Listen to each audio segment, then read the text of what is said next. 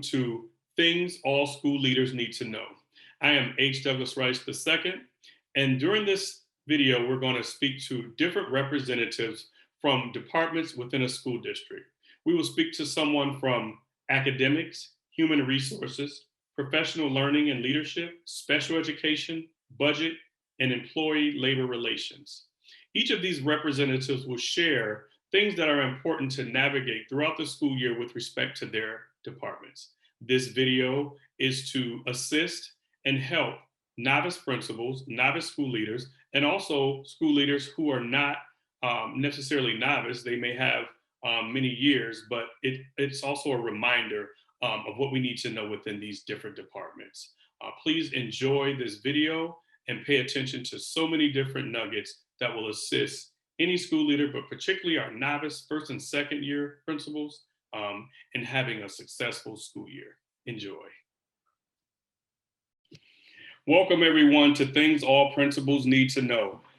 Today we have Dr. Judith White with us, and she's actually the Chief of Academics for Prince George's County Public Schools. Welcome, Dr. White. Thank you so much. Thank you for joining us. So we're going to dive right into these questions. And these questions are related to the novice principal, but I also believe that some of these answers will help principals who have been in their positions for a period of time. So what are some things a novice school leader should do to make sure that he or she is being an instructional leader? So the first thing I would say for a novice principal is if you're coming into a building new, you want to first build relationships. And so you might think that that's a really small thing to do, but in an effort to move your staff, you have to know your staff, you have to know who you have, and you have to know their capabilities. So we oftentimes come into the principalship with all of these ideas that we want to implement because we've been watching over the years, and when I get my building, I'm going to do X, Y, and Z. But I would say pause on some of those things until you identify who you serve. And not only do you serve your students, but you serve your teachers. And so after you spend that time really knowing and understanding who's in your building, you have to go down to just some basic ground root principles. For example, what curriculum are you using? And have you spent time looking inside a curriculum document for your school system and looking at the lesson plan template? Have you gone over those documents with your staff? So at a collaborative planning, which hopefully all of you would have in place, where it's a time for teachers to come together and talk about instruction and talk about ways that you can come in and plan a lesson, or you can come in and look at the curriculum documents, or you can come in and discuss student work because you're bringing that, or you can collectively go out into a classroom and come back together and have dialogue on where you see growth and where you don't. You want to use all of those avenues to talk about instruction. So in collaborative planning, it's a great time. If you haven't, do your teachers even know where to go for their curriculum? So sometimes you have new teachers and they really don't know how to mitigate your system. And so I would say the first couple of collaborative planning sessions should be getting them used to looking at curriculum documents, pointing out ahas, talking about the most important features, talking about ways that they can build lessons in a classroom that are engaging. So making sure they understand the evaluation template or the observation template that's being used, because those are characteristics that you want to see in the classroom. I think those things are the most important. The other thing I would say, and I'm looking at your question, is the only way you know if any of that's taking place is because you're out in buildings and you're in classrooms. That means you're monitoring instruction, and you can't have a priority to do everything else. And you say, and you have these big ideas on how you're going to change instruction and how you're going to change scholars to be great, but you're never in a classroom seeing where the magic occurs. And so you have to be intentional. You have to say, I'm going to go into first grade on Tuesday. I'm going to go into second grade on Wednesday, or I'm going to go into Algebra 1, all of my Algebra 1s between Monday and Tuesday, and all of my Englishes between Wednesday and Thursday. If you don't have a plan and you don't map that to a calendar and it's not written down, more so than not, it's not going to happen, because the first phone call you get, parent that shows up, student that comes to the office, those things take you away from the heart of the matter. And the heart is instruction. And so, number one, know your staff. Number two, understand what the expectation is that your staff must teach. And number three, provide an opportunity for your staff to know that, to understand it, to understand how they're observed and evaluated, to come together and discuss as a group the collaboration around what they should be doing. And then number 4, monitoring it through and making the time and committing it to a calendar. The last thing I would leave you is not only do you have to make it a commitment to be in the classroom, but when you see things and you give teachers recommendations on improvement, you got to schedule the specific time to go back to see if it's improved. Any absence of that means you don't close the cycle of improvement and you don't close the cycle of feedback. Absolutely. I love that. And I especially love the way you ended it with the follow-up, because oftentimes we put in a lot of work with learning walks and things like that, and then we don't go back to make sure those things are actually being done. So I appreciate that. And I also appreciate you knocking out the second question about monitoring. So let's talk about the importance of professional development with respect to academic achievement of our scholars. So what is important when it comes to professionally developing our teachers? So, professional development comes by 2 ways for me. The first way is based on the whole monitoring, knowing instruction and monitoring instruction and continually having a dialogue and conversations with teachers about instruction.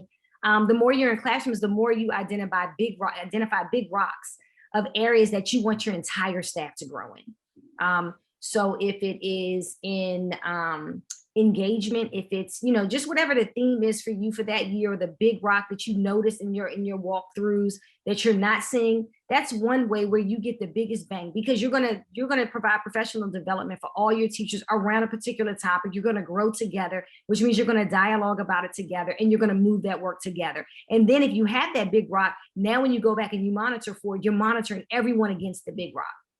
Another way is, in addition to that, is you identify teachers need certain things. And so I think it's our obligation as leaders of instruction. You're not going to know everything. You're not going to know all the content. And one of the things that, I know in the question that you had while I talked about monitoring is there are going to be some courses you do not know, but good pedagogy. That students should be talking. How to ask your teachers questions. So that's where you have to find the time to talk to them about, how did you build this lesson?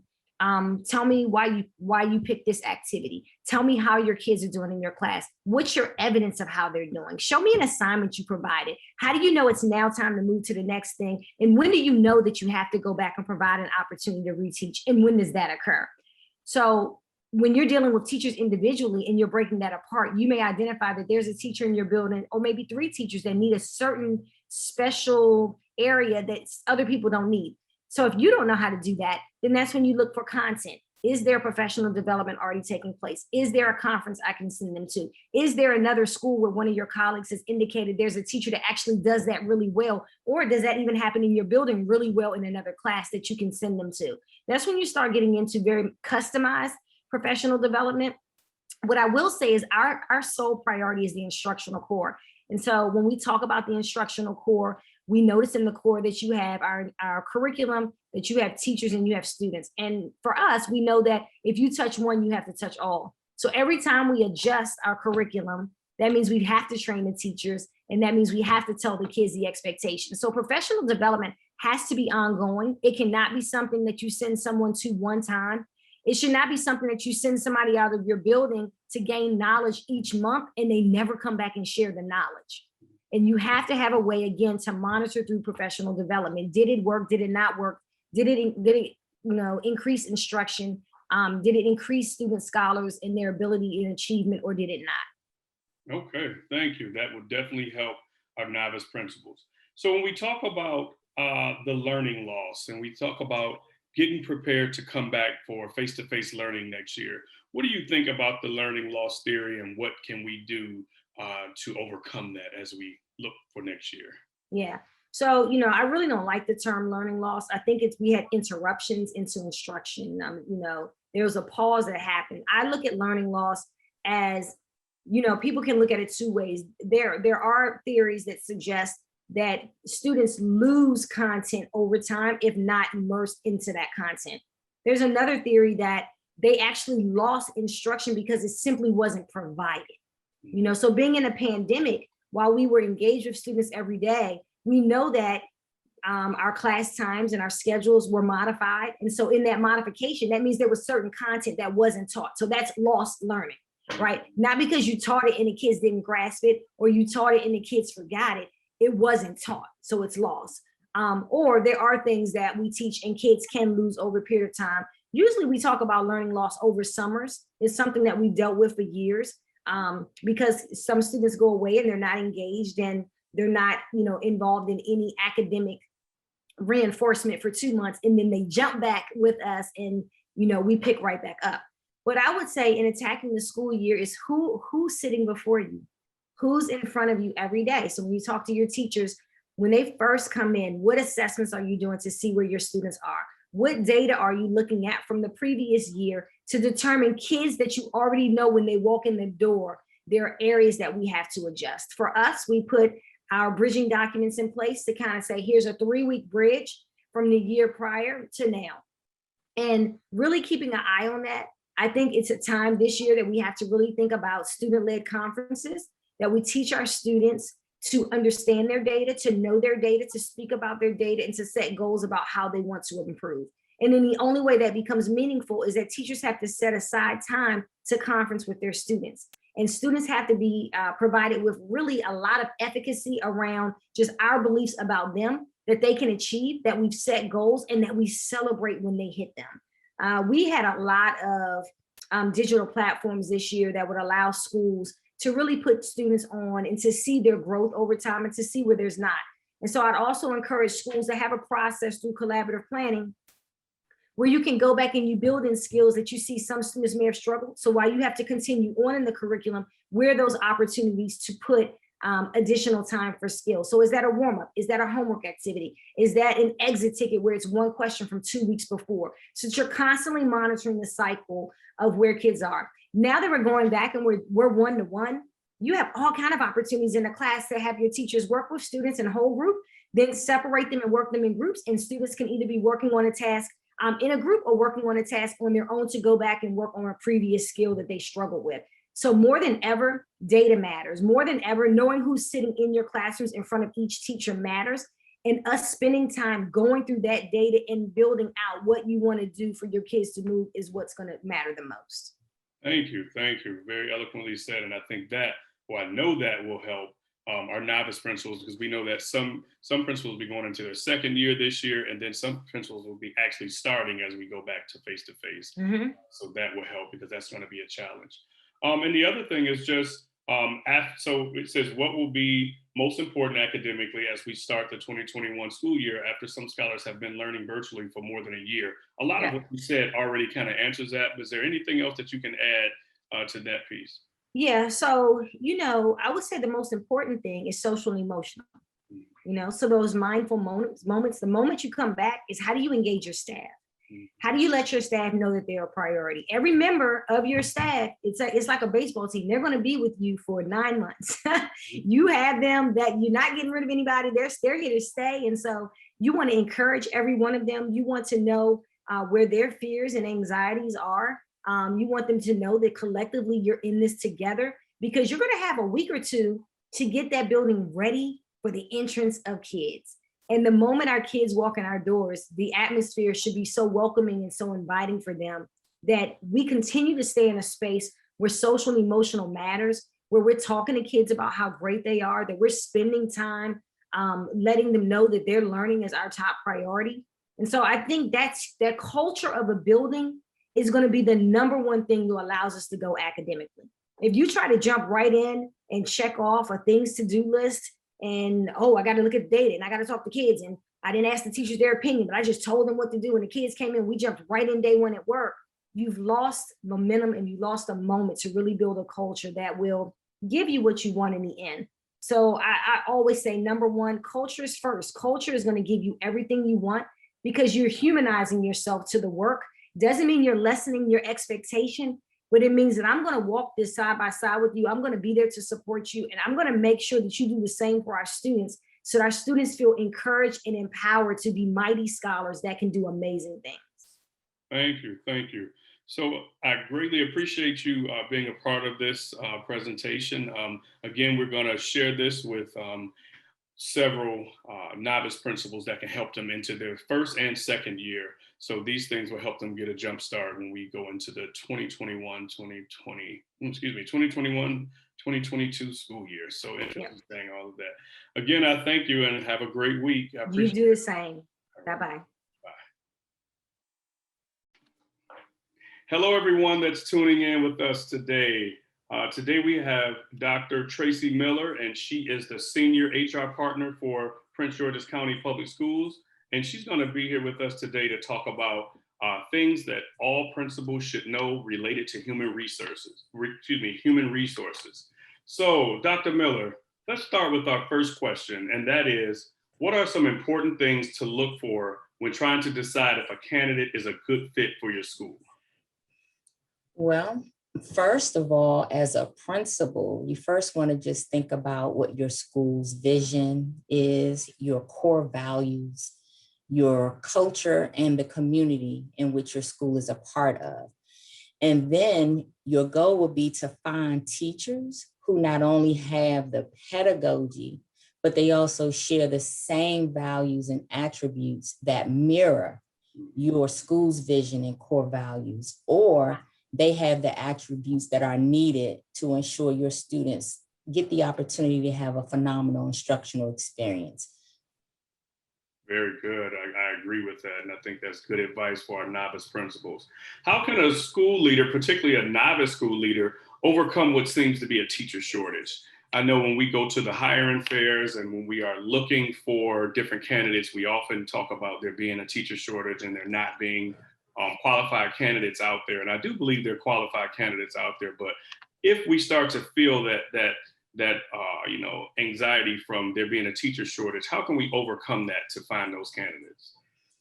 So yes, you're correct. Unfortunately, there is a national teacher shortage. What we are finding is that many of our current college students are not pursuing education as a field of study. And so therefore, there are fewer trained educators for us to employ. Many of our new hires that we hire are actually second career candidates, which means they end up being conditionally certified teachers. And when they are conditional, then of course they need a lot of frequent support, training, and mentoring.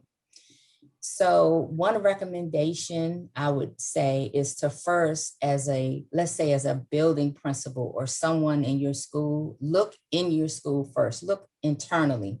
Look at your long-term substitutes that actually mirror your school culture. They understand school policy and rules. They love working every day, working with the children. Look at your current paraprofessionals in your school and how great they are with your students. Even look at your ISCAs or your dedicated aides, because these are all individuals who have made it a daily choice to work with children, although they have not achieved the certification requirements to become one. So there may be already an interest and passion that they have to teach. So start recruiting them, find out if this is something they would like to transition to, and then they can have their credentials reviewed and perhaps they can become that conditionally certified educator. Another thing to do, I would say I recommend, is posting everything on social media. You know, our millennials are on social media. Stores advertise, businesses advertise on social media. And so although the school system have social media accounts and work with the media to publicize advertisement, you as a building principal should also do that even on your personal social media platforms. Say that you need a teacher. I know several principals who have done that, reached out on Facebook and said, I need an English teacher, anyone interested? And those principals have been able to fill several positions. Yes, they may come in as conditional. However, with the right training and support, they can definitely be highly effective in that role. So I will post on my personal social media. The other thing that you may want to do as a building principal would be to build relationships with the members of your local community colleges and universities.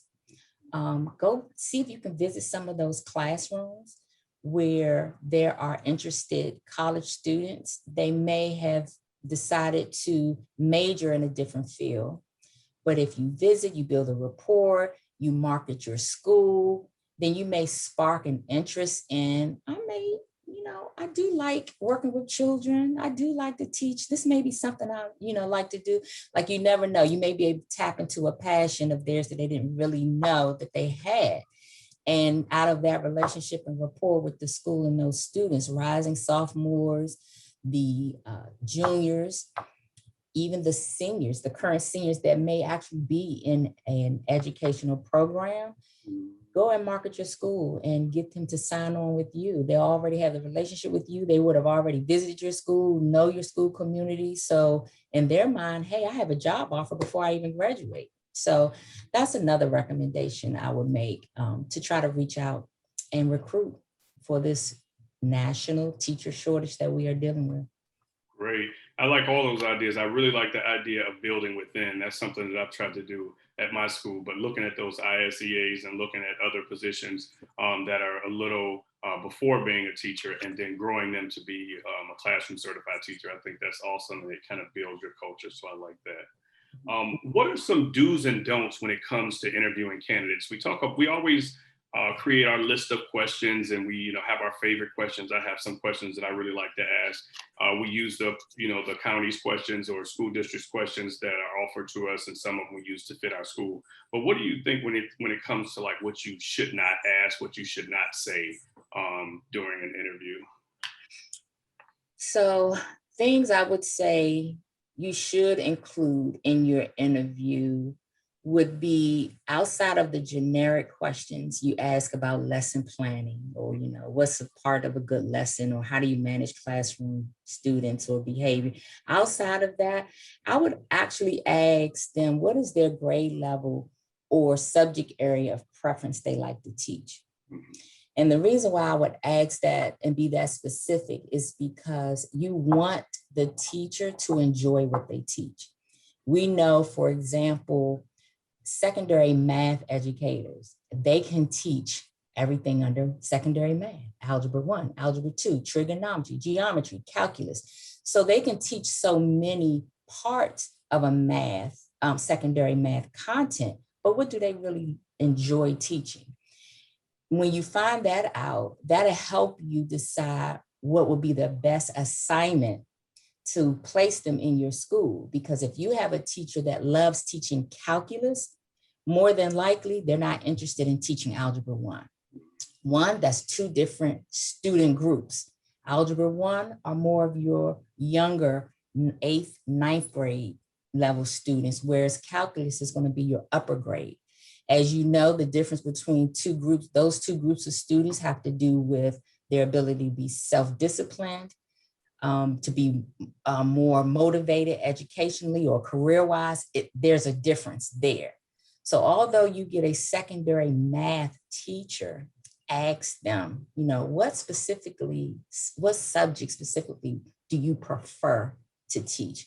That'll help you create a best fit assignment for that individual. So if you're looking for an 8th grade math teacher and you ask that question and someone says, I enjoy teaching calculus, then you already know this may not be the best candidate, for my school. And you wouldn't have known that, because yes, they could be fully certified in math, but just asking their personal preference for teaching a certain subject, that can help you decide if you really want to consider that person for your vacancy, depending on where that vacancy is. And in addition to that, I would ask a question that's related to finding out what their interests and hobbies are. And the reason why I say you ask that is because, when it comes to a school, it's not just about the core subject areas. As a school, you offer clubs, organization, extracurricular activities. And so you want to be able to determine if this individual that you're interviewing, if they have some personal interests and hobbies that's aligned to some of your curricular activities. So of course, if you have a poetry club and you're interviewing someone that is a reading language arts certified person, you may want to ask them that question, because if they say, oh, I enjoy writing books, I enjoy going to poetry slams and so forth, that can give you an idea. I need a poetry sponsor. So that's outside of what their primary role is to teach. Yes, they're certified again, and they can teach that subject, but finding out their personal hobbies and interests that can help also you get someone that is aligned to your school culture and what you offer at your school. So those would be examples of some interview questions I would ask and include. Some questions I would definitely stay away from would be any question that has to deal with them sharing their preference for student ethnic population. Anything that deals with ethnicity, I would just stay away from. They may take it one way during the interview and see no harm done. And then after the interview, and you know how people replay interviews over and over because they're trying to assess whether they did well or not, then that question dealing around ethnicity or so forth, or what type of students you like teaching, it can turn into something totally different after they rethink it. So I would stay away anything dealing with ethnicity, anything dealing with personal information, such as marital status, or do they have children, dealing with family, anything personal, I would not ask. Now, of course, if they offer that through answering other questions, that is information you can use to help kind of narrow down if they are a good fit. And I'll give you an example. If through another question, they ask that they indicate that they enjoy coaching basketball, and they enjoy coaching basketball. They used to be a coach several years ago. They would love to get into that again, but they have X number of children who are involved in all these other activities. And so they know that they won't be able to do that. You can use that information to say, this may be a person who will not be available for after school clubs that I may have, or after school tutoring and academic and enrichment programs I may have. Just because you know after hours, they have a family that requires their time and attention, but you don't ask a question that way. You kind of pick that up through the other answers to help you narrow down if that person's a good fit. So pretty much anything that's just really personal information, I would just stay away from. But you can glean a lot about their personal life through the different questions that you ask, because they're going to divulge. Even if you ask what experiences have they had in teaching, let's say elementary students, they may share some information where they talk about either the extracurricular things they've been a part of, or that they have not been a part of as a result of something personal in their life. So no, that's great. And and we do sometimes, I have asked in the past, questions about can you do after school programs, but just getting to know them personally on the level of what they prefer professionally, if you will. I can see where that helps, and I like that answer as well. So when I think about attracting and retaining quality teachers, that is something that I think is important for a novice principal when they're going into a building, and they may have some turnover when they come in new. So as we look for people, I guess we can start with attracting. How do we attract quality candidates to our school, whether it's at a higher fare or during just something where we may go out into the community? What are the best ways to make our school look attractive to candidates? well, I think because we're in this virtual world right now, what would be great if you have created a video, almost like an advertisement. What do they call it? What's the official term?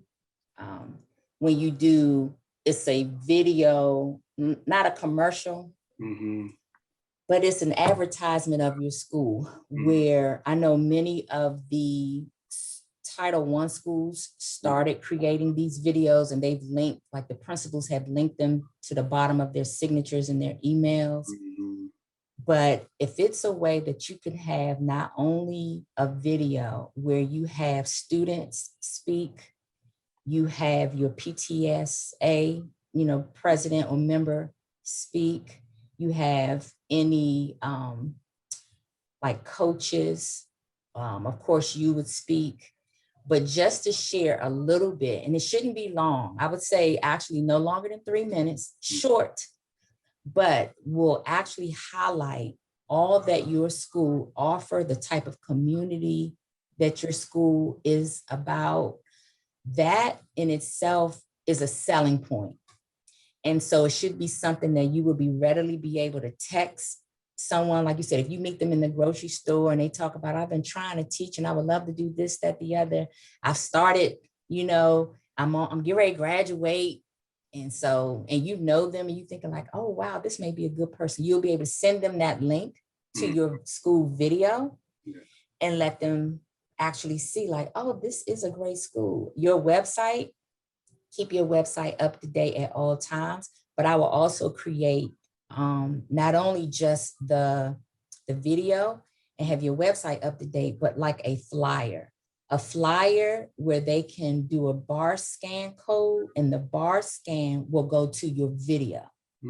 So now you have the flyer with all the pertinent information where you can highlight again, all your academic programs, all your extracurricular programs that you offer, what your philosophy and your school vision is, what's your goal, something, again, really small, but it has the main highlights of that information with a barcode where they can scan and then they'll see the video. And they'll actually, now you're showing them your school. They get to see what the office looks like, what the cafeteria looks like, what the gym and so forth. That's another way to be able to recruit anywhere you go. When you think about it, regardless of where you are, if you have that handy, you will be able to share that with anyone. So I definitely recommend that, as well as putting on the end of your signatures and all of any email communication that you have, social media. I would link all of that there as a part of attracting quality teachers. Okay. No, I really think those are some creative ways to attract people, because we know the competition is high, whether you're a public school traditionally or whether you're a charter school. The competition is really a thing right now. So I really appreciate all of those answers. Is there anything else that you can think of that would be tips or things that all principals need to know, particularly novice school principals or school leaders?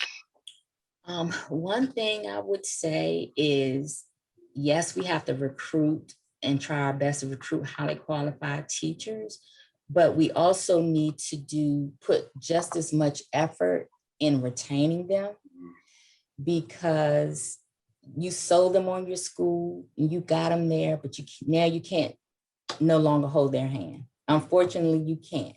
You have to continue to hold their hand. So what does that look like in the hand holding? One, you need to make sure you can assign someone in that building to be an active mentor. And I say active because we do know teachers have a lot of responsibility that's just outside of standing and delivering, outside of just planning that lesson in order to stand and deliver. There's a lot more responsibilities that come with that. So we know their time is very limited. However, a new teacher, 3 years or less, really needs someone who at any moment, they will always have access to ask any question, regardless how small the question may be, but they'll always have access to someone who will be willing to take the initiative to go visit that teacher in the classroom. And then someone to just take the initiative to say, hey, I'll help you do your bulletin board, or I'll help you create your small group interactive activity that you want to have your students do during your lesson. Someone who is willing to just take the initiative to help and serve. So not wait for the new teacher to come and ask them, but someone who's being proactive and always going to them. That's just so important. That will help them feel like they're not in that role alone. Outside of that, on a broader scale, as a principal, and I know many of our principals do, conduct monthly teacher support training and workshops. Sometimes I've heard it called New Teachers Academy, but have opportunities where at minimum monthly, only your new teachers will come and be able to get that extra help, whereas curriculum, it could be using technology, some classroom management techniques, how to make sure every child participates in an activity, what to do when you do call on the student and they don't answer, what are some things that they can do? Just a lot of those tips that we know maybe our veteran teachers may not need, but our new novice teachers to our school will need. So providing that opportunity for them at least monthly. Another thing I think will be helpful is to distribute a survey to teachers to find out what is it that they want in order to feel appreciated, in order to feel more engaged and more involved. I know for me, a lot of times before, in my mind, I would think, oh, if I provide this for my teachers and I provide that for my teachers, then they have everything they need. But it's something that they may need that they have not expressed, haven't had the opportunity to express, or I overlooked it. But having a survey which requires them to deliberately open up and express what it is that they need, and then for you as the principal to actually read it and see and say, wow, I didn't realize that this is what, you know, my teachers were in. I know we had a survey one time where I asked, how would you like to be rewarded or recognized? And some teachers said they don't want to be recognized at all. You know, they don't like that public recognition and acknowledgement. So they prefer not to be recognized. Then I had others that would say, if you would just send an email to the whole staff, that's good enough for me. Or, you know, start at the staff meetings, recognizing the things that we do. You know, it was just such a wide variety that in my mind, because I did a newsletter and I recognized you, I put you on my website as, you know, the teacher who did something great. I did that. I'm doing these things thinking that I'm publicly acknowledging my appreciation for what they've done and how they've contributed. But there were many teachers who didn't want that at all. And so instead of me thinking that I'm helping in that way, it turns out that I really wasn't in some. So that's just insightful information to have to really let each teacher know that you are personally vested and interested in them, and you want to create the best working environment for them. And so allowing them to be able to express that, and then you adapt accordingly, will retain them because they'll have higher employment engagement as a result of you doing more than just what's requested of them as far as teaching, grading papers, showing up at meetings. You're taking that extra step. In addition to that, I don't mean, let me know if I'm being long-winded. No, it's working. This is working out. Okay. But in addition to that, visit the teacher's classrooms for non-evaluative reasons. So yes, as administrators, we have to go in a certain number of times and we have to evaluate them and observe them. But go in more frequently just to do wellness check-in, just times when they're not actually teaching, just stop by and do a wellness check, you know, just see how they're doing. When the students are in the class, go in and participate in the activity. You're not going in to do an evaluation, but now the students see you participating and the teacher see you that you're there not to evaluate or observe. That helps create a more comfortable, probably a more open and warm environment and interaction and rapport with you and the teachers, which of course will make them feel better about being there. They'll probably become less nervous about the formative evaluations that have to come, but just be more visible during class time for non-evaluative reasons, but also when they're not teaching to do these wellness checks. I think that will help increase retention. And then just overall, research says a lot of people leave, not because of money, but they leave when there are no professional job opportunities or promotional opportunities and training available. So many of our newcomers into this field, 5 years or less, yes, they're learning their current role, but they are aspiring to know and do more. And so as a building supervisor, create those opportunities or share that information school-wide with these individuals so they can hear like, oh, maybe I could be the after-school coordinator for this program instead of just being the one who is teaching it. Provide the training, because as we know, we're able to take any education and training learned in one place, we're able to transfer that to another. And so just provide those additional opportunities, not just always focused on classroom, but maybe something outside of that: business, finance, management, time management, planning, things of that nature. So in doing all of that, I just think all of those are examples that will increase the retention of our teachers once they come in, because we do a lot to get them there.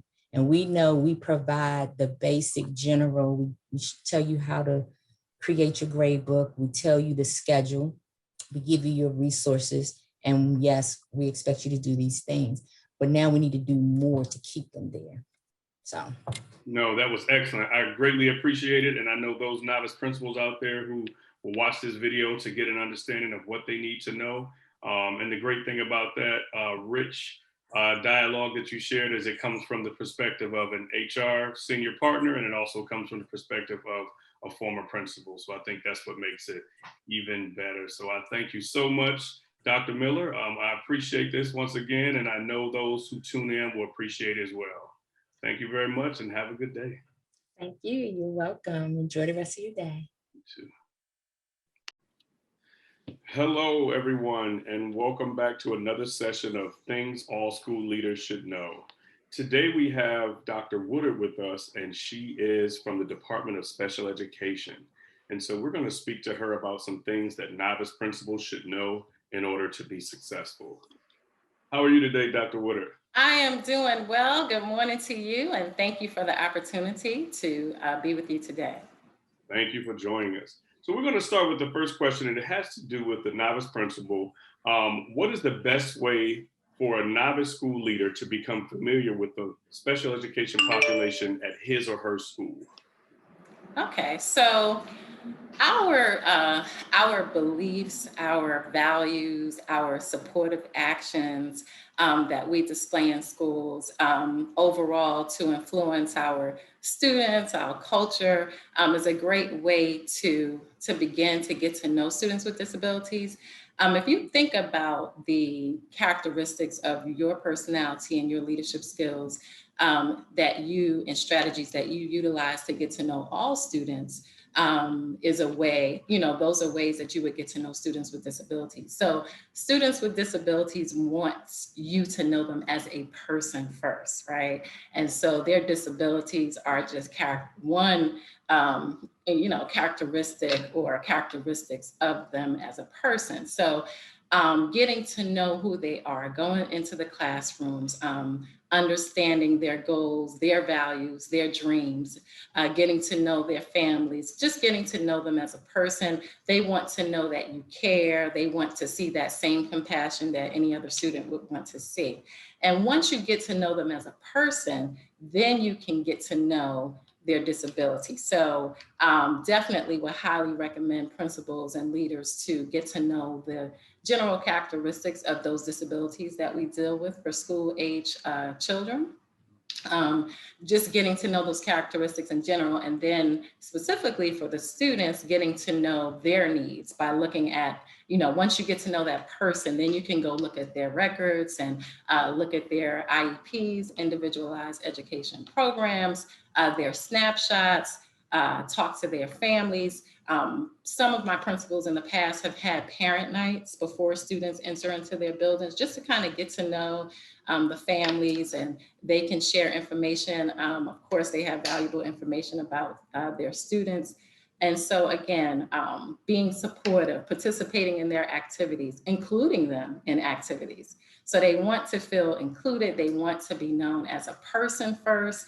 And then they want to know that you understand their disabilities and that you're trying to utilize your values and supports to be supportive of them and providing the supports and resources they need to be successful. No, yeah, I think that's great. I love the reminder of for school leaders or for anyone that's dealing with special needs children to know them as people first and just get to know them like you would do anybody else. And then filtering into looking into their special needs and their other characteristics. I think that's a great piece of advice. So I thank you for that. So what are some best practices for a novice school leader to ensure that his or her school stays in compliance? I know that's something that we always, even going into the principalship and years later, worrying about or being concerned about being in compliance. Are we doing what we're supposed to do? And are we going to get the rug pulled from under us because we didn't do something that we should do? So what, should we tell the novice principal to look out for?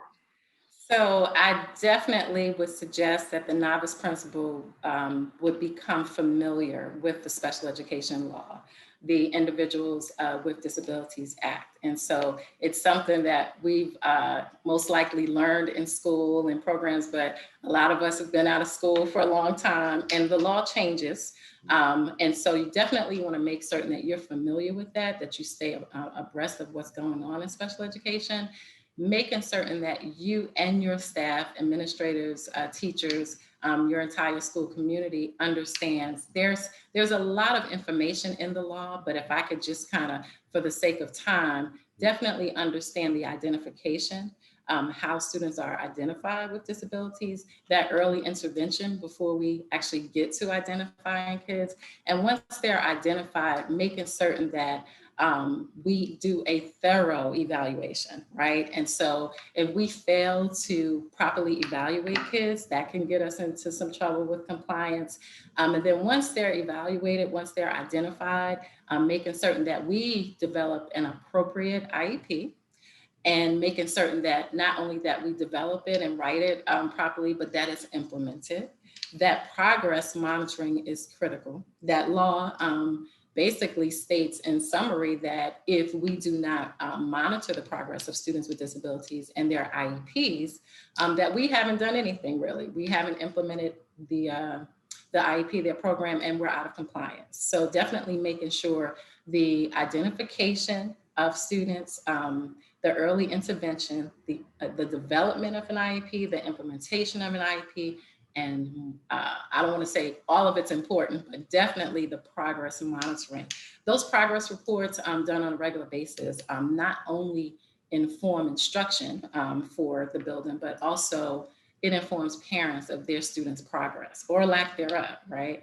And so we want to make sure that we're progress monitoring so that if it's something that we need to go in and adjust or modify and change to help students be successful, that we're doing that. So the law is just really asking us, look, identify kids who are struggling, make sure you develop an appropriate program to provide a free and appropriate education for them, special education services, related services, specialized instruction, and then monitor that.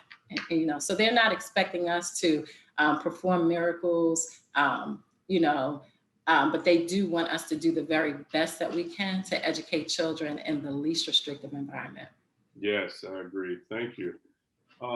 And so now we want to talk about candidates, and we've had a lot of talk with teacher shortage, and so teacher shortage is one thing, but then also finding a quality special education candidate for our special needs students.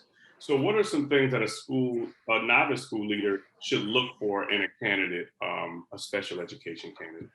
Okay, great question. And so many times I'm asked by HR to screen applicants for special education or even sit in on the interviews.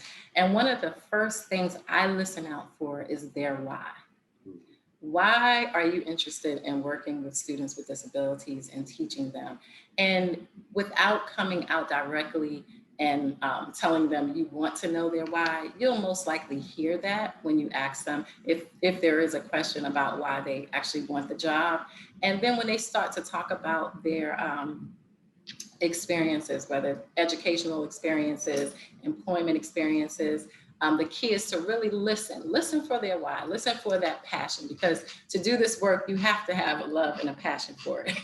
It's a very challenging position that goes beyond teaching, right? And so you have to listen for that in a person. And then once you get that, listen for that, you want to make certain that they have the skills necessary to do the job. So in terms of skills, you want to make certain that they understand, as I said previously, how students are identified, how to develop an IEP, how to implement it, what strategies, instructional and behavioral, and you want them to give you examples of that. So it's not enough to say, oh, I know special, you want specific examples for specific problems and deficits, right? And so listening out to make certain that they understand the disabilities that school-age children are with, how to teach them, how to work with them, and how they manage the behavior of their students. And so giving them scenarios that allow you to understand their time management skills, their ability to collaborate, to be a team player,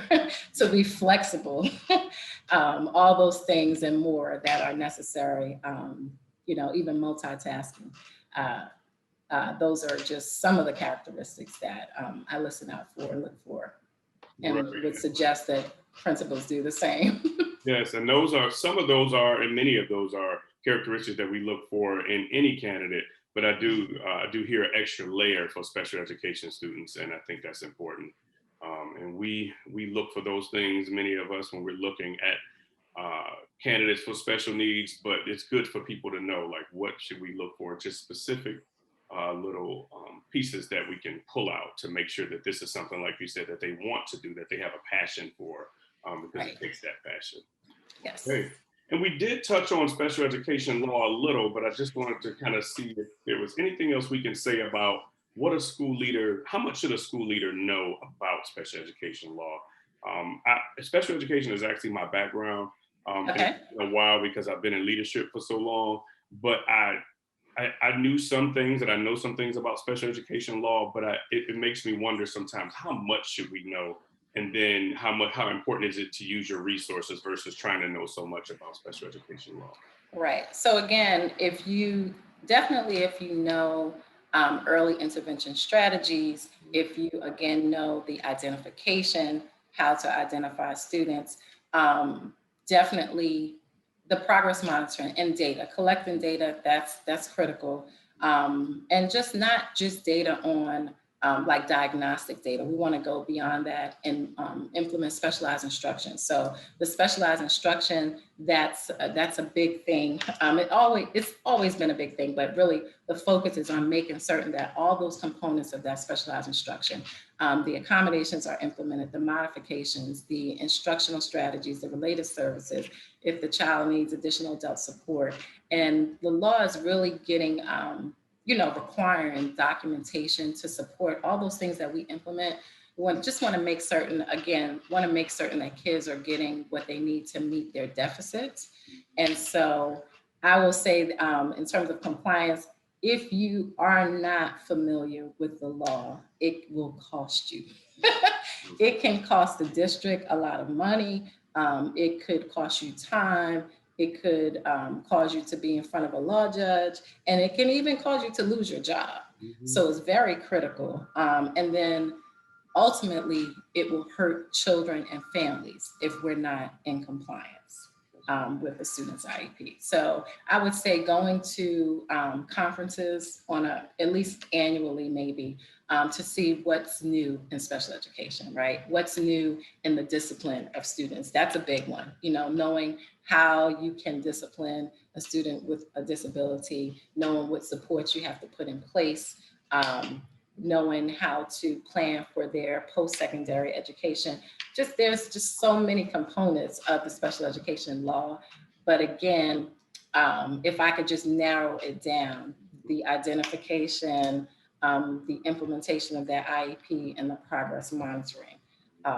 Communication is important, staying in touch with the families, making certain that you're just documenting and keeping them aware of what's going on with their child. Yes, very important. And I like the idea of going to conferences and attending professional development for school leaders, because staying on the cutting edge is important. So knowing what's new, I think that even if you've been in this field for a while, it sounds like it's important for you to still attend those conferences, attend professional development. So as a school leader, you can stay abreast of what's new and what's happening. Right.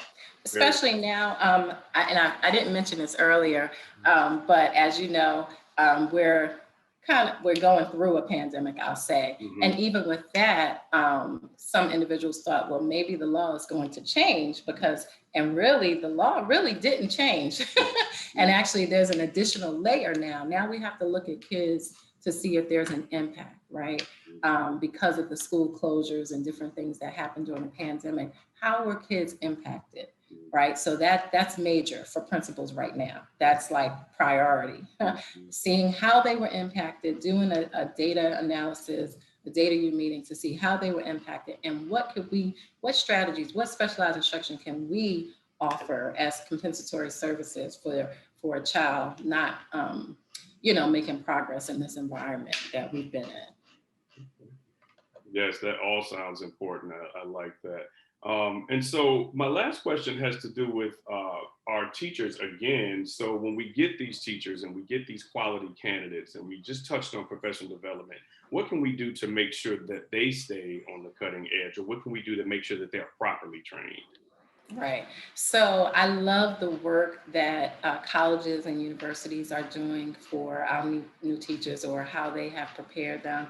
Now I've been out of school for many, many years, but I will say I went to one of, if not the best university in Johns Hopkins University to prepare for special education and administration. And even with that great education, nothing can compare you until you get those on-the-job experiences, right?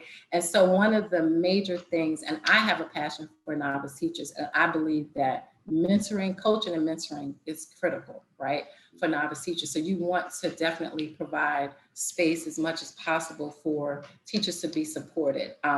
Not just because going to get the professional development is one thing, coming back to your school and implementing it is another thing, right?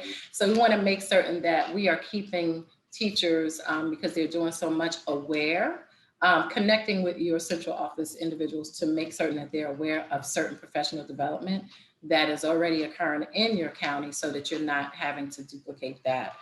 Making certain that they have an assigned coach or mentor, because teachers in special education for many years have gotten burnt out, just because, yes, they've had professional development, they've gone to school, but they didn't have that support or mentor to kind of coach them through how to be a case manager and a teacher simultaneously, right? And so making certain that they have training in identifying disabilities, characteristics of disabilities, how to implement accommodations, modifications, how to collect the data, what does progress monitoring look like for a student with disabilities, how to develop those progress reports. So making certain that they have the IEP process training, the IEP development training, collaborative planning training. Another way a principal can support is to make certain that you're providing room and space for them to plan together. They may need that self-care break to step away from it, right? Or just a break to get some of their individual tasks done. So the best thing you could give a special educator is time and a mentor, aside from the professional development that you would automatically give them, and a flexible schedule. And that's important. If I could, that's like at the top of the list when I talk to novice teachers, what can we do to make your job easier, right? And so they're like, can you give me a manageable schedule, right? Can you take away some of these preps from me, right? Can you just give me a day to get my paperwork done? Can you just assign someone who could just, encourage me and coach me along the way? And so resources and time. Yes, critical. I know time is such a big thing with my special ed teachers nationwide, as far as the paperwork load and having to stay in compliance and complete so many documents. Time is something I believe a lot of school leaders try to give their sped teachers. And the mentoring thing is just huge for every teacher, but especially a teacher who has so many specific areas that they need to know. Special ed teachers definitely need a good special ed mentor, which is sometimes difficult to find. But even if they have to be outside of your building, I think that would be a good way to do it, to be able to connect to someone maybe within a school district. So absolutely. And even I know the schedules are busy for principals, but a monthly meeting, and even if you have to do it quarterly with your special ed team, that will give you information on students, getting to know them better, getting to know your teachers better, just them hearing, what can I do to support you? After hearing all of this, what can I do? Yes. Well, I thank you so much. Those were great nuggets for a novice principal and actually any principal to be able to start their year with. And that's the purpose of this conversation today. So I thank you. And if there's anything else you want to add, please do. If not, thank you for joining us today. I am done, and thank you so much for the opportunity. I appreciate it. Okay. Have a good one. You do the same. Bye-bye.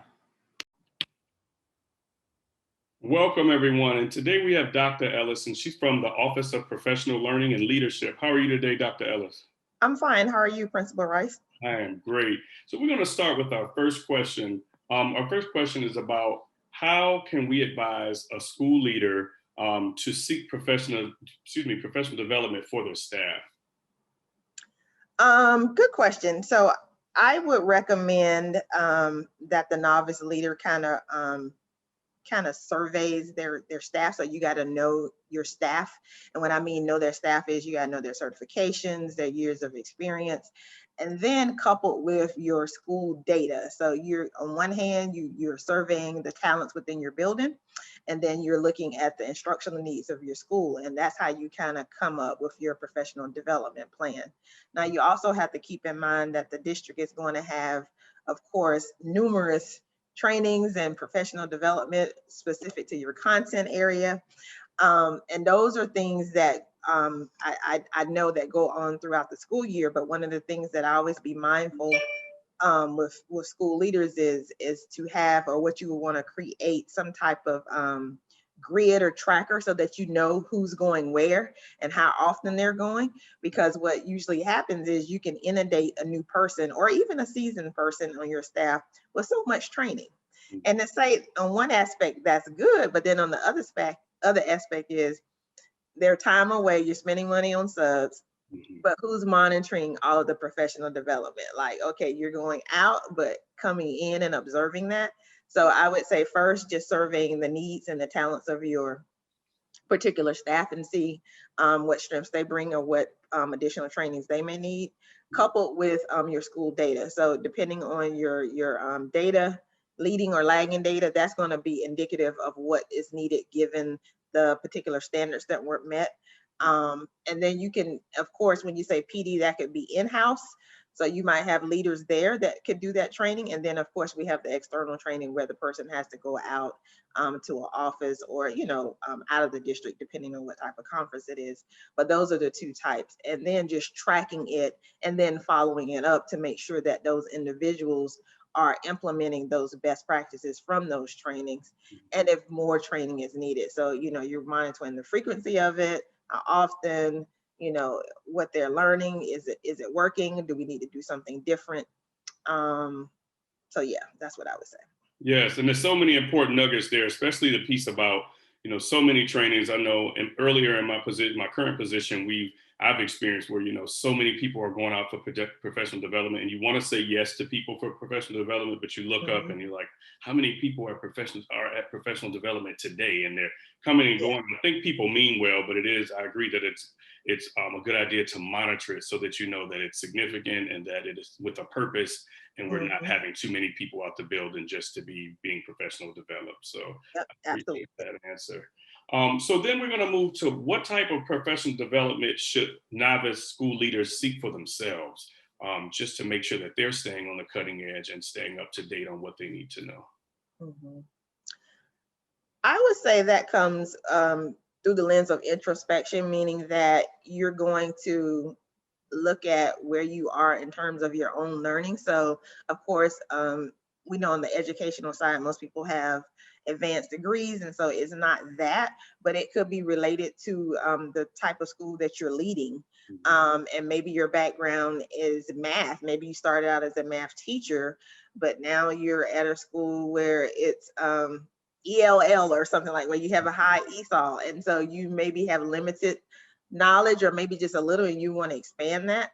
So I would say it's really aligned to, I guess, what's going on in your building per se, that you might want to strengthen. Or if you're not really a person that's great at data, maybe you understand it at a surface level. Maybe someone gave you some numbers and you can rattle off, okay, I understand that, but you want to get deeper in it. So it's so many nuances. So it could be anything from a specific content area to learning how to manage collaborative planning, or to be better at data.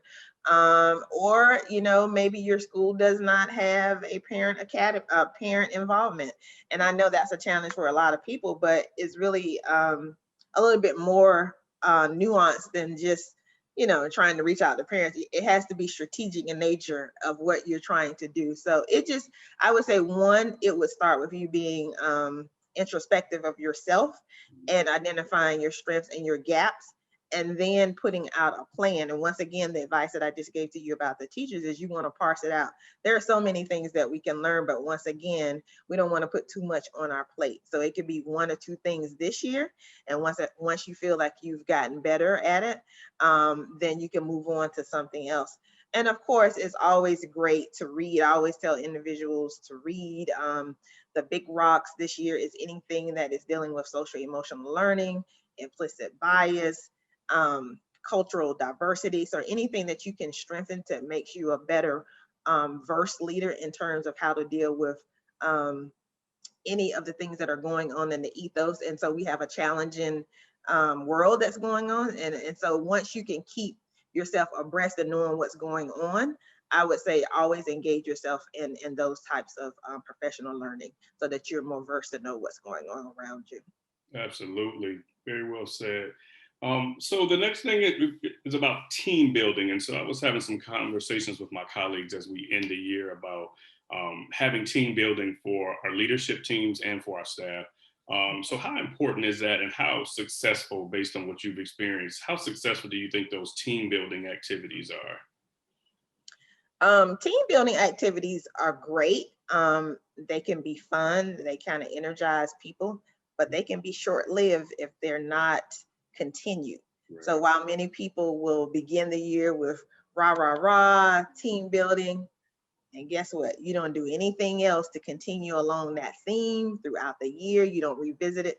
So they can be great, but they have to be reinforced throughout the year. It's not like you can do it at the beginning and then we don't do anything until the end. What happens between those two gaps? And so we know that motivation can be high, but then when the work starts, then people come down. So I would say that team building has to be purposeful. So what is the purpose of the team building, other than just someone to come together to maybe review what has happened, or or forecasting your vision for the beginning of the year? Is it to build trust and camaraderie among the team? Is it to push people to grow in another direction? So you just have to identify your why and your purpose, and continue that throughout the year if you want it to be successful. I think most team building ideas are great. I haven't heard anything that someone has told me that is not great. But the problem is, if you don't continue on, it fades out, and then the buy-in goes. Everybody starts doing their work, and then you're back into silos. So I would say you just have to continue it throughout the year. Yes, and what stands out to me most there, and I've definitely been a part of professional development, team building, where we've gone into the woods and held each other up and did zip lining and all kind of things. And it was a great experience, as you said, and we actually got to know each other. But when the work started, we definitely never followed up on it. And I probably, by the middle of the year, I forgot we even did that. It was just, it was an experience in the beginning, but I do agree, following up, doing something else that is connected to that, even if it doesn't mean we go back in the woods and zip line, because people don't love doing that sometimes, but yeah. Absolutely. I'm okay with it. But I understand. I agree with that very much. Okay. So now we're going to talk about the professional development calendar. And that's something that novice principals, I believe, should know a lot about.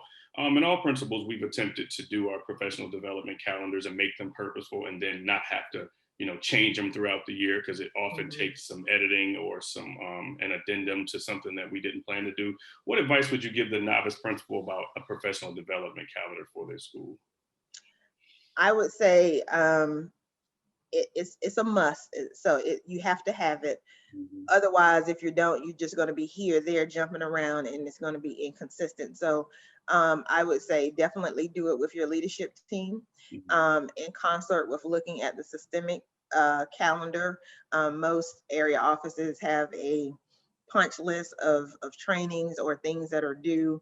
And then, as well as, you can look at our school calendar of the year, so you can kind of look at the days when they are school closings that are early, or whatever limited amount of school professional development days. So you can have that on your calendar so that you're you're not scheduling something when there is other training going on in the district. So that would not work.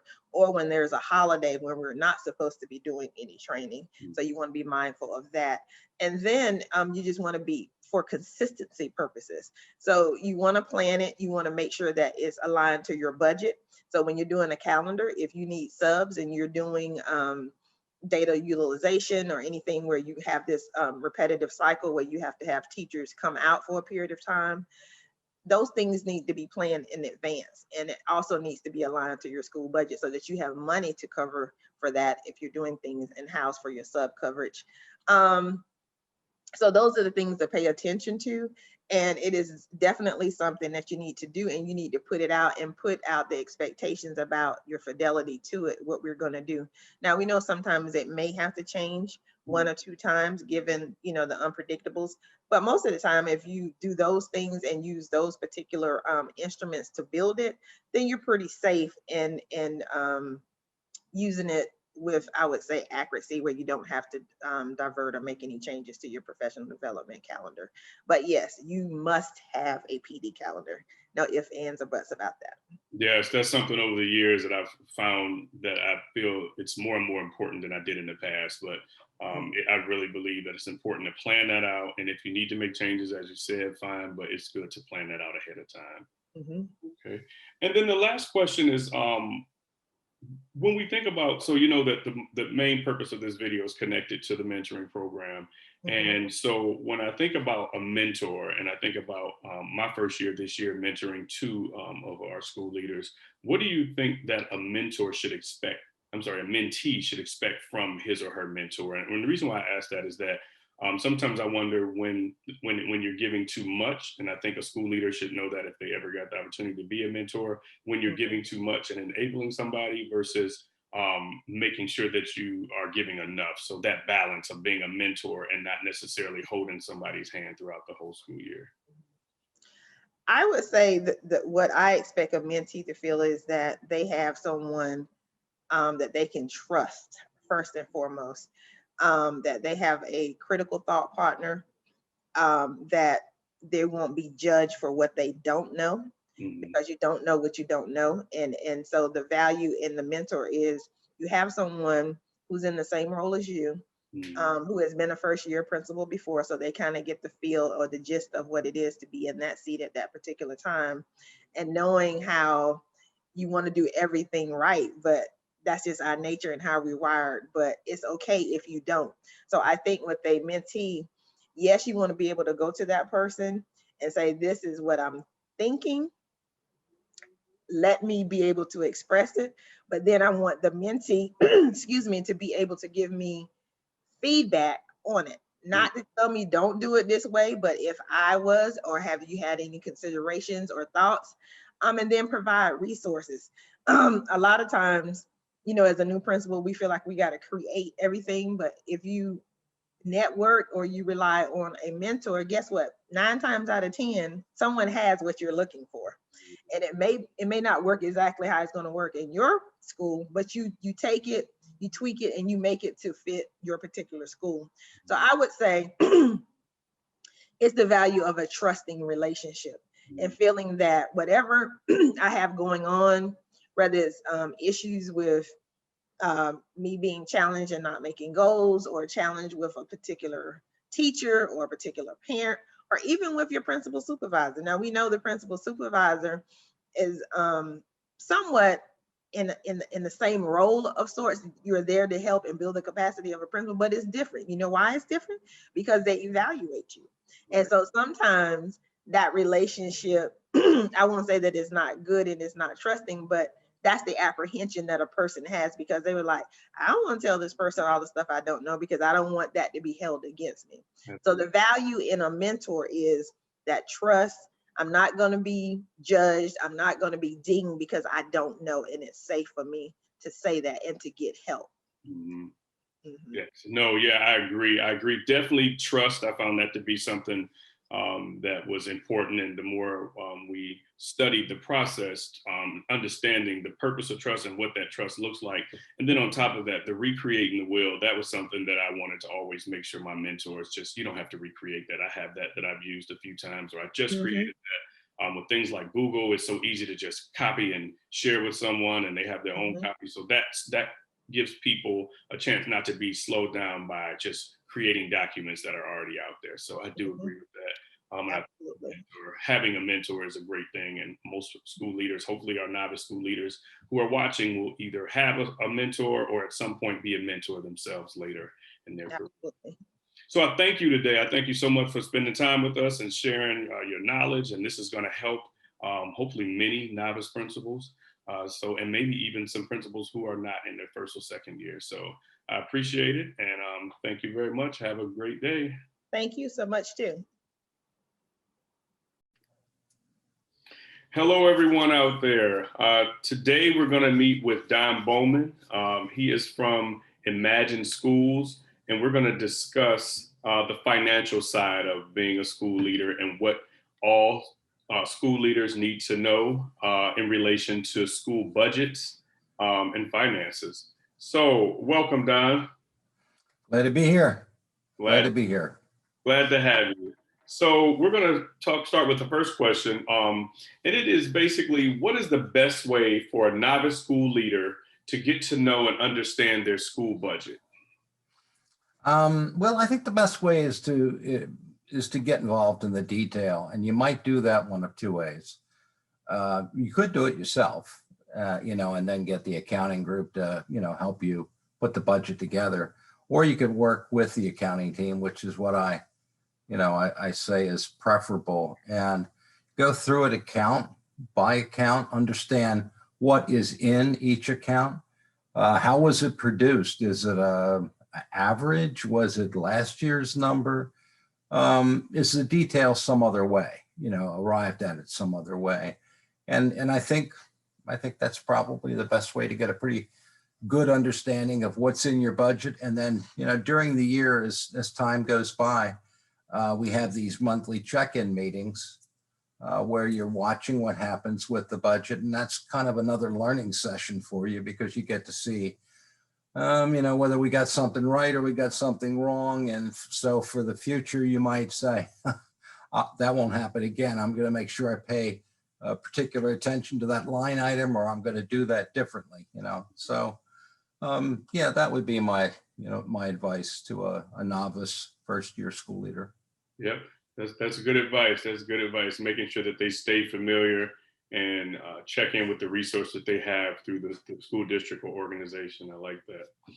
What are some best practices that need to be in place for a school leader to end the school year in the black? We know that we have to spend our money a certain way to make sure that we're not overspending. And what is the best way for a novice school leader to keep track of their budget and know that they're not overspending or even underspending and not giving the school what it needs throughout the school year? Well, luck's good, but we can't depend on that. So I'd say if you want to end up in the black at the end of your school year, current school year, you need to start in the previous school year at the end of that school year. And the best places with the salary and budget, Prince George's County provides that information to us in March. It's kind of early in one sense. It's great in terms of staffing, because everybody wants to get the right folks, in place, the best, and you're competing. But on the financial side, the problem can be if you are not sort of reasonable in your staffing, or maybe just a touch conservative, you've already spent or committed 50, 55, 60% of your budget. And when you tack onto that, imagine fees and rent, maybe 80, 85% of your budget. So a lot of your decisions are made very early on before you really know what the per pupil funding is, which usually happens about this time of year, June, July. And before you've attained your enrollment, which you don't know what you're going to get funded until September 30th. So you need to start with sort of a reasonable, I don't know what other word to use, because it's going to take some judgment over time. I can't tell a school leader what their staffing should be, but I can tell you that, you may regret some decisions you made when you get to September and your enrollment's off 10, or, or the per pupil funding was less than you thought, or you've got some problems with the school facility. So I think it's important to start strong, get that staffing right, hit the enrollment, and make sure your class sizes are efficient.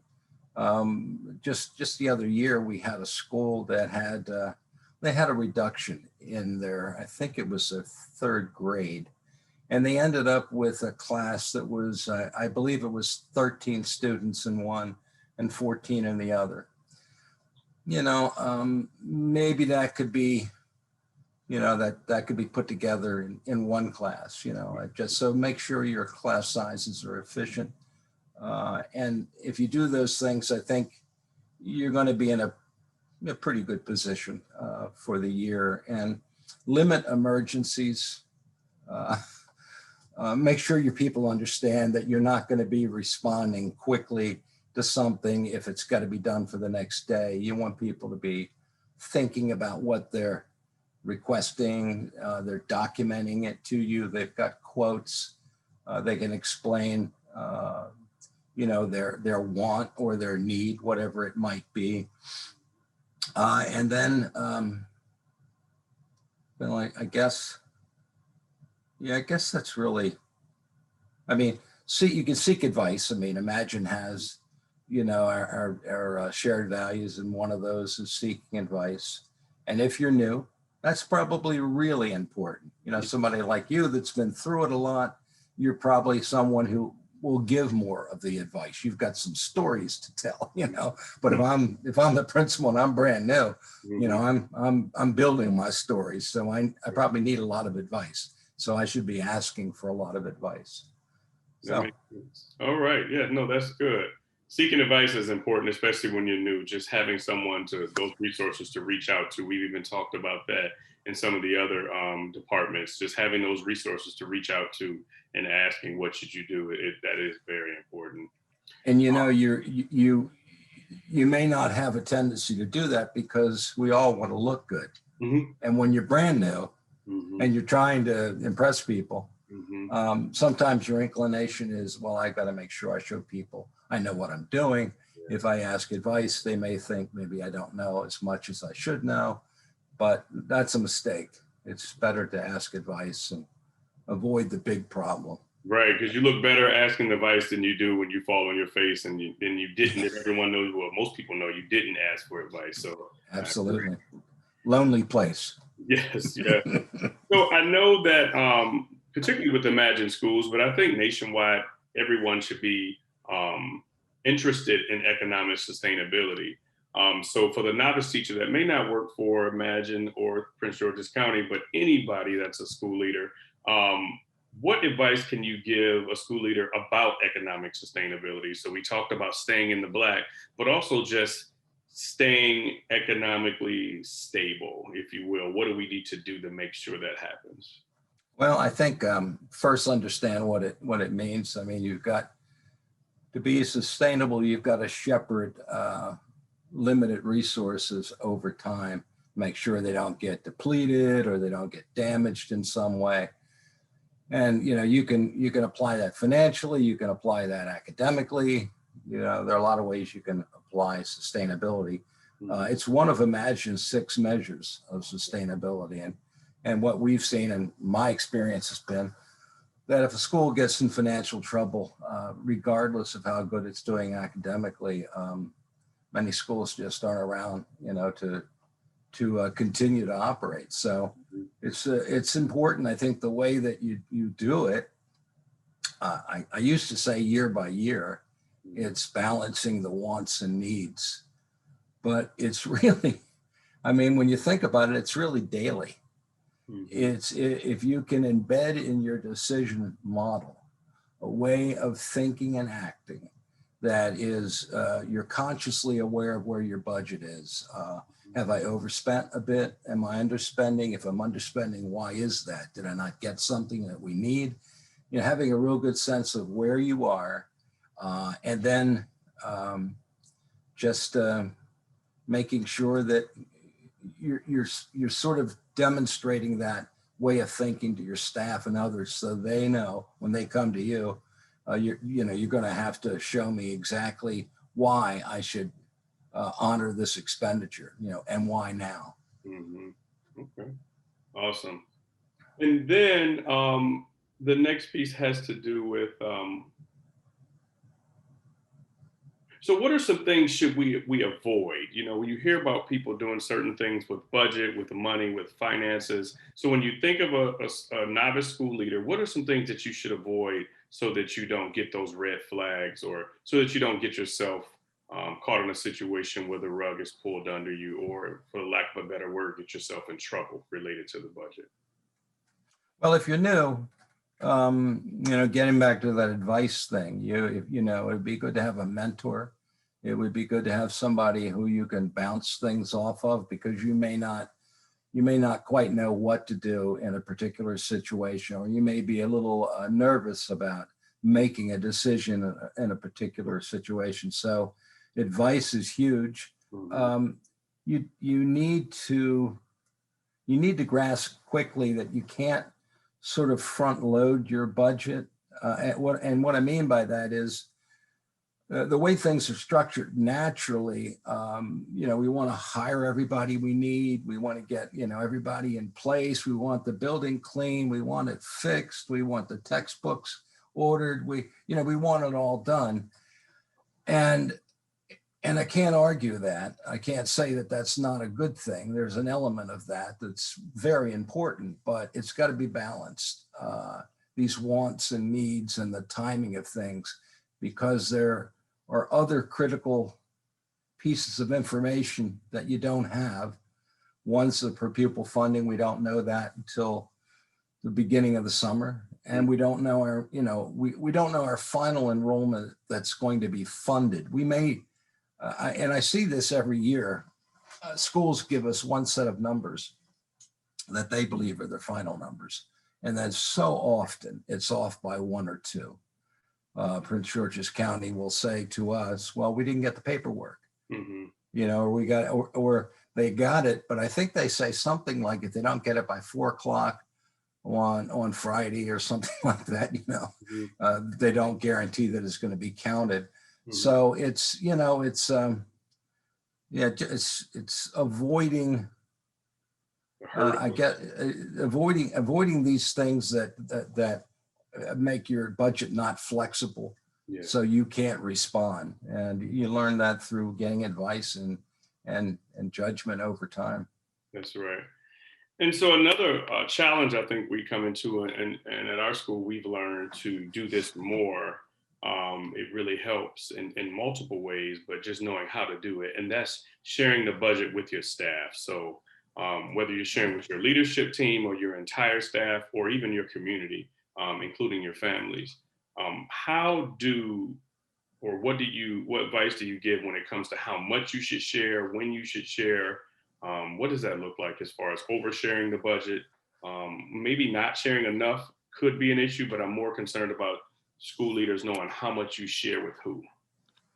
Well, I think I'm never too concerned about sort of not sharing the budget, meaning that I'm always prepared to answer what's in there. I'm always comfortable with that, and I think a principal should be, school leaders should be. But I think it depends on the stakeholder. Mhm.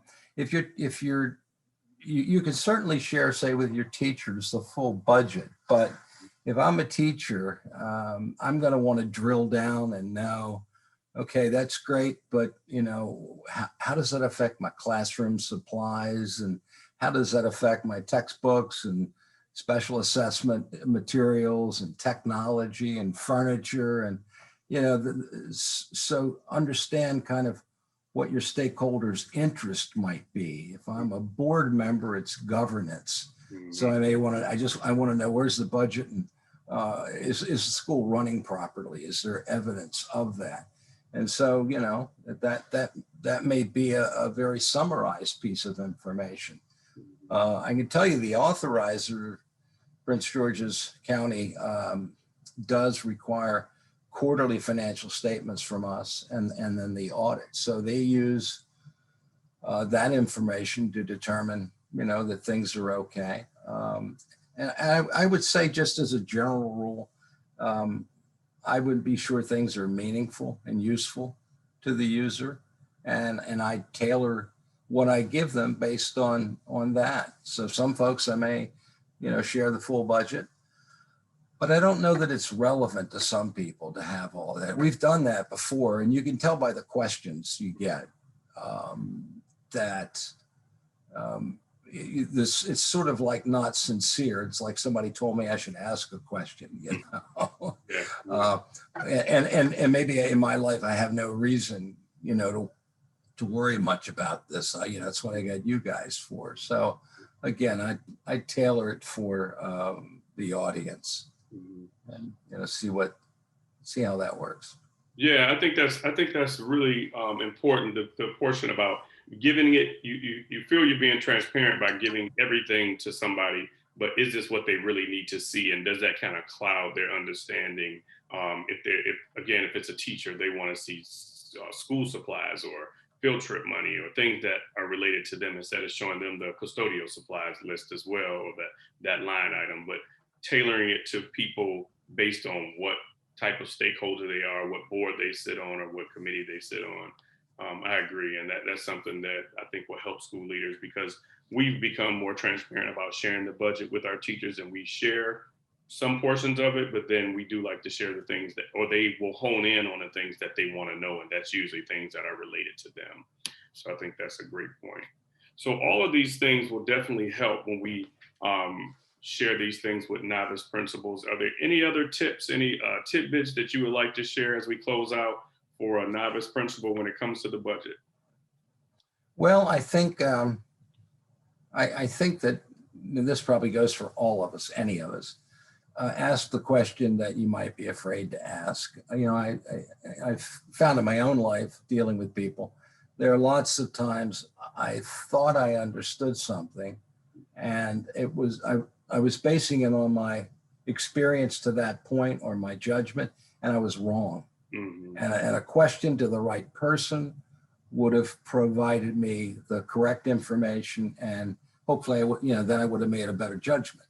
So I would say, ask the right question, seek advice. It takes time. I know sometimes, we're all in a hurry, but it's important to do that because over time it does make a difference in the way you form your decisions and your judgment, and you'll be a better leader over time if you do that. No, I think that's great advice. Well, I thank you so much today, Don. This was a great way for our novice principals to get a head start in the beginning of their first years, to understand what's supposed to happen and what to look out for when it comes to budget and finance. So we really appreciate you joining us today. Thank you. All right. Have a good one. You too. Take care. All right. Bye. Bye-bye. Hello, everyone, and welcome to Things All School Leaders Should Know. At this time, we're going to meet with Jennifer Lucas. She's from the Department of Employee Labor Relations. Hello, Ms. Lucas. How are you today? Good morning, Mr. Rice. How are you? Good. I'm very good. So we're going to talk about a few things that are related to the novice principal and things that they can avoid and things they need to know related to employee labor relations in order to be successful. So I'm going to start with the first question, is that what is the best way for a school leader to address inappropriate behaviors from adults in a school? Sure. The first thing I always advise is stop, take a breath, because emotions might be running high and you want to be calm. You want to be controlled in your voice and your tone and professional. And then address the behavior and not the employee. So for instance, if you have an employee who is constantly late for their duty post, talk about the safety issue that it poses by an employee not being present during that duty post time and the safety risk to students. So addressing, again, the behavior and not necessarily the employee. Definitely. I think that's very important, particularly the part about, stopping and taking a breath and not reacting with emotion. I think at times school leaders are so passionate about what they do and passionate about wanting the best for the building and the children and the staff that you do have to take a breath before you address issues that you don't want to see taking place. So I think that is a great piece of advice. Now, what advice can you give a school leader on progressive discipline? I think it's important when we address things that happen in a building that we make sure that we address them according to the plan that is created by your school district. So progressive discipline, what would you advise? So progressive discipline is a method of discipline that uses graduated steps for dealing with issues. Start from the beginning. What would you like if you had taken some action that was inappropriate as an individual? Put yourself in that person's position and think of it from that lens first. You would want someone to have a conversation with you, explain why you did was inappropriate, what the expectations are, and just have a very informal conversation so they can understand why you're even having the conversation. If the behavior continues, then you're now going to the next level. You can have a verbal counseling where you actually put it in writing. Per our conversation today, here's what we discussed, here's the expectations. After it goes from verbal counseling, now you have putting on official letterhead, you're putting a letter of professional counsel, and you're sending it to this employee and saying, this is now at the next level where we're documenting that this action actually took place. And again, it's important for the employee to understand that this is happening again so that they can correct behavior. It's not about penalizing the employee, it's about correcting the behavior and hopefully having the employee think differently moving forward. I know you may wonder, do you always have to go these specific steps? And the answer is no. It depends on how egregious the behavior is. But typically, the normal process would be start with an informal conversation and then move up to letter of professional counsel. And then, of course, we can get into the more severe and the most severe, which is, of course, when it gets to discipline. Would you like me to go into that piece or? Well, I think that's a perfect segue because the next question was how can a school leader, maybe not the next question, but a little bit further down, there was a question about at what point is it necessary to move from counseling and warnings to reprimand? So I think where you were going is perfect for that. Sure. So after you've had an opportunity to really speak with the employee, address the situation, in cases where you can offer resources, for instance, if it's a classroom management issue, giving that employee techniques on classroom management, perhaps letting them observe a seasoned educator and how they handle classroom management and what techniques they use. Incorporating it into any monthly meetings that you have with staff in general and saying, this is some techniques to use, and maybe even having role play. But if all of those resources that you have given have failed, or they're not really helpful for this employee, you now have to move to a level to discuss discipline. Always remember you have to give notice first. Before an employee can be disciplined, per the negotiated agreement, you must have notice that an infraction has taken place. So it's best to send a calendar invite. In the calendar invite, describe what the infraction is, let them know that there's a potential for discipline. And if they choose, they may have union representation present. And just to clarify, if we're talking, for instance, a PGCA member, that is not the FAC. The FAC should never be present in a discipline meeting. That we're talking about someone who is from PGCEA and is a UNICERV director. If the employee chooses not to have representation, that's fine. You move forward with that meeting. But if they say, I would love to have representation, and they show up to that meeting, even though you sent the calendar invite and they show up, they don't have representation. They said, I'm now feeling that I need representation present. You should immediately stop the meeting and reschedule and give them an opportunity to have discipline. Have representation before any discipline is issued. But essentially the steps for a reprimand is to make sure you have given progressive discipline first. There are times where you do not have to start with progressive discipline, meaning you do not have to start with a counsel.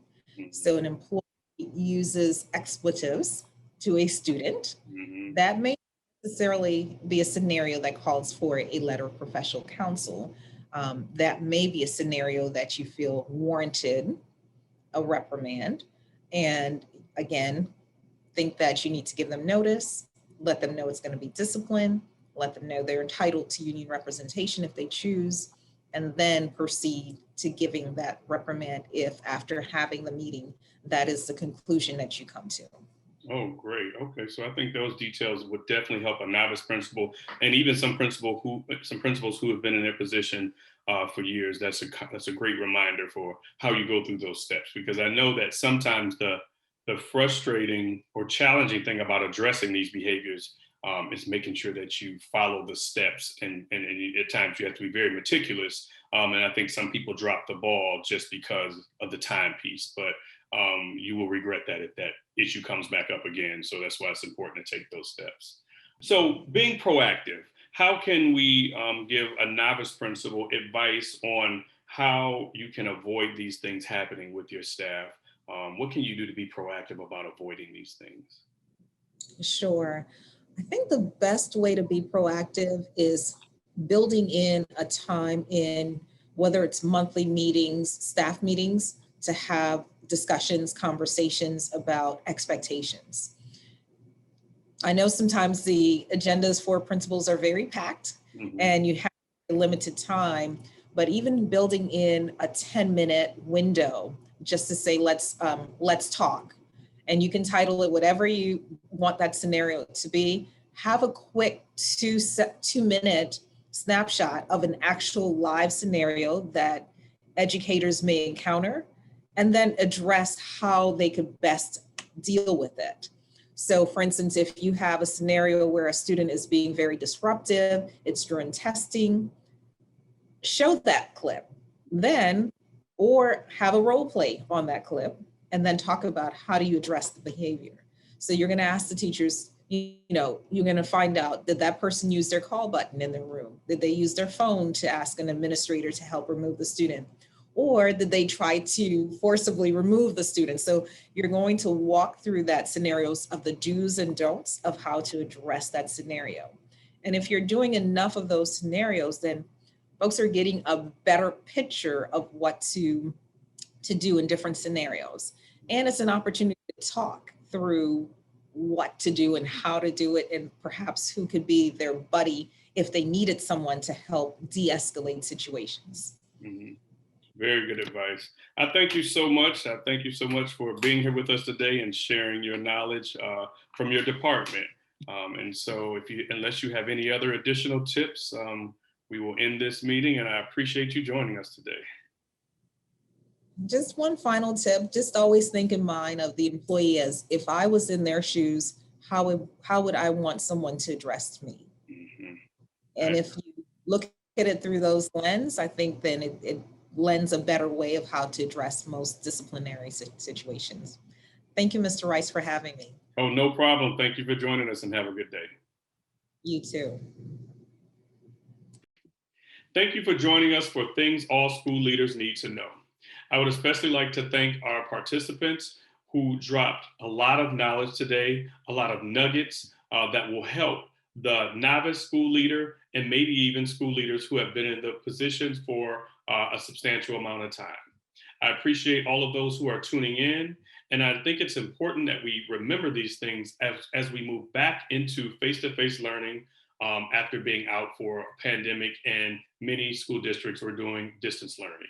So again, if you can take this knowledge and these nuggets and use them in any way in your school building as a novice or even an experienced principal, this video will have served its purpose. I hope you enjoy. Bye.